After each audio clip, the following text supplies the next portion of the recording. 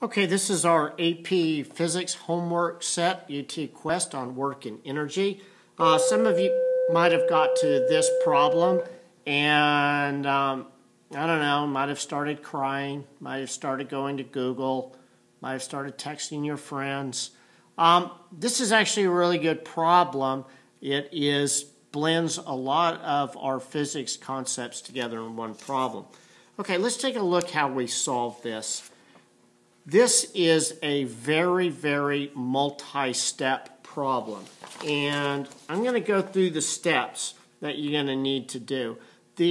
Not only do you need to go on through the steps, but on this one here, it's one of those rare problems that's actually better solved backwards. In other words, let me look at my final state and work backwards to my initial state. And this is kind of an uncomfortable thing to do, but it works extremely well for this problem. All right, so this is what we're given, and ultimately we're trying to find out this delta x. How far was the spring compressed? Well, the big idea here is we're going to use conservation of energy. If I know the amount of energy that the object left the spring, like for instance, if I knew the amount of energy right here, I could easily calculate the spring energy. Unfortunately, from here, I lose a little bit of energy due to the work done by friction. And then I'm here, and then I gain some potential energy before I get to here. All right, our first challenge is to find this velocity, which is not a bad thing because that's going to give us our energy at this point. And then if I can get the energy at that point, then I can set it equal to the spring energy here, and then I've solved the rest of the problem. Okay, so to get this velocity right here, first of all, we're going to treat this as a kinematics problem. All right, so I have a half parabola projectile motion. I know this, so I can go to kinematics equations, and I can go to this equation right here. I know since this is a half parabola horizontal launch, this V initial is 0. This allows me to compute time. All right, we did that in our projectile motion unit. Now, once I've got this time, I can use it in this equation. I know the distance in the x, and I can calculate this velocity. I call this point C. I just need to break this up into different points. All right, so the velocity at point C is now known. Okay, that's one of my answers that I can enter. What's really important is if I know the velocity here at this point, I can calculate the kinetic energy. Now from here to here, there's no change in potential energy. It's level. All right, but there is a difference in the energy here to here because of this little sticky spot with friction. So friction is going to do some work.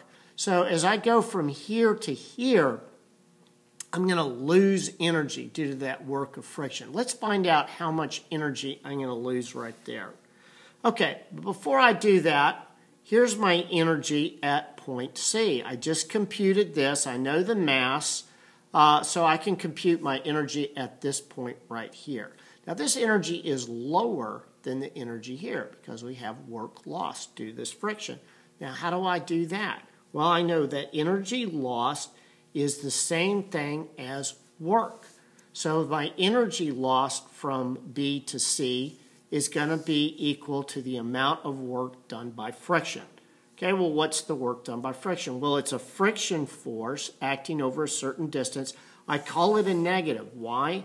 I'm displacing this way. The force of friction is acting that way. So this work will be negative. And that makes sense.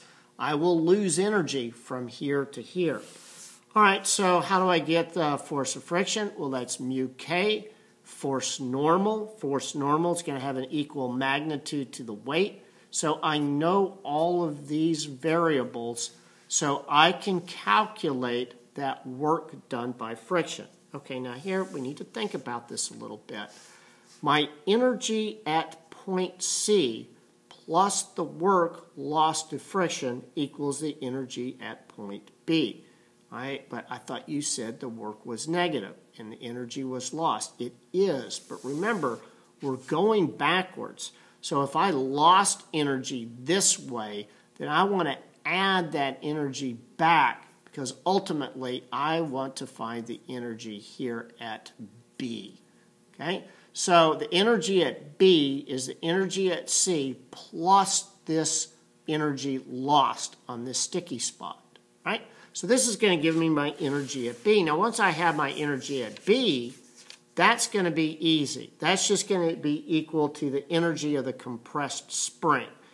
And I think we're given this. We found this by taking our energy at C, adding the lost work to it. So we have the energy total, and the energy total at B has to be equal to the energy total at A.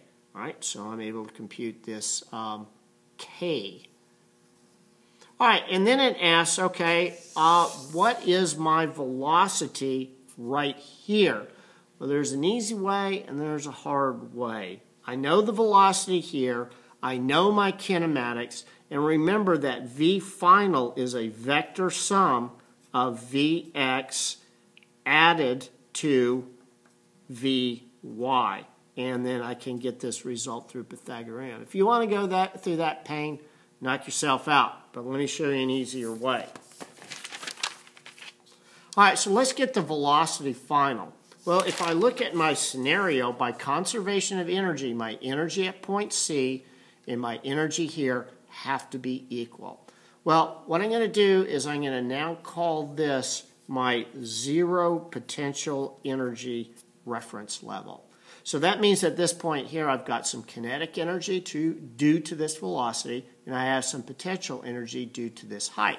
When I get to here, it's all kinetic energy, and potential energy becomes zero. All right, energy at C, we already found that. And I have to add some potential energy to it, and that's going to be equal to my final energy, which is all kinetic.